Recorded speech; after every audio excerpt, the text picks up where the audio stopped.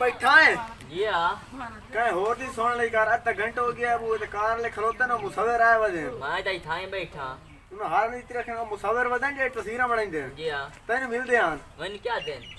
पता नहीं क्या दिन मैं तो आखिर ये 60 दे रहे नांदी कुल पहुंचा दे के मैं ऐसे कर लई नांदी कुल पहुंच क्या दे चंगा तुम ऐसे करने लगा बैठा करने पर देना मैं ऐसे शादी के बाद